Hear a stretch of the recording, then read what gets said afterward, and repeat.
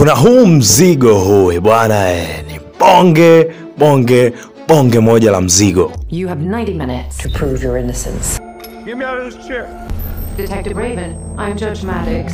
Story ni kumuhusu huyu mwamba kuitwa Detective Raven ambaye alikuwa anafanya kazi katika kitengo cha LAPD, Los Angeles Police Department, akiwa kama detective. Lakini kuhudumu kwake kote katika kitengo hicho, lakini akajikuta siku ya leo anakamatwa na kuingizwa humu katika hii mahakama ambayo kwa asilimia kubwa yeye ndo aliplay part kubwa sana katika kuiandaa na kuitengeneza hii mahakama ambayo inaitwa Mercy.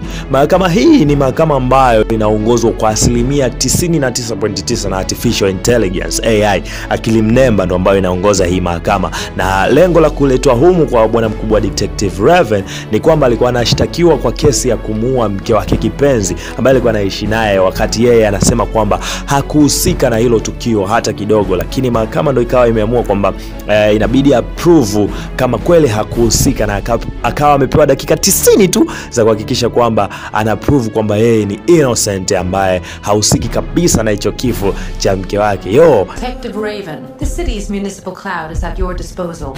She was seeing someone.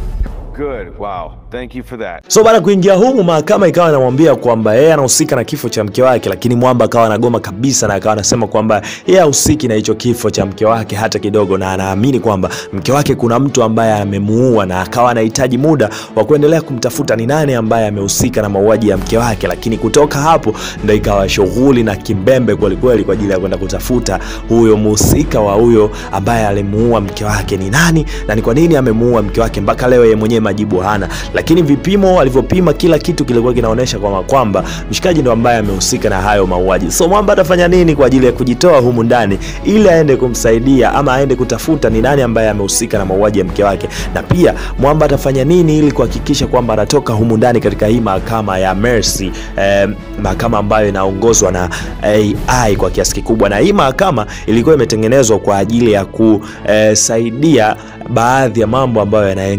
yanaongozwa kimahakama kwenda katika mstari mnyoofu, mstari ambao umenyooka, kwa sababu unajua AI inafanya kazi kwa akili kubwa sana kuliko hata binadamu mpaka uanze kupekua makablasha. Kwa hiyo hii mahakama ikawa imetengenezwa kwa ajili ya hakikisha kwamba inatenda haki kwa kila mtu kwa kumfuatilia records zake, kuangalia kwenye simu, kamera, kila kitu na mienendo yake yote ambayo alikuwa anafanya. Kwa hiyo hizi mahakama zilikuwa ina zile records zilikuwa zinasaviwa na AI and then zinatumika kama ushahidi hapo katika hiyo mahakama. Bwana, wewe unafikiri nini kitatokea kwenye huu mzigo? Je, mwamba anaweza akajichomoa hapo na kwenda kutafuta ni nani ambaye amehusika na mauaji ya mke wake? Unafikiri je?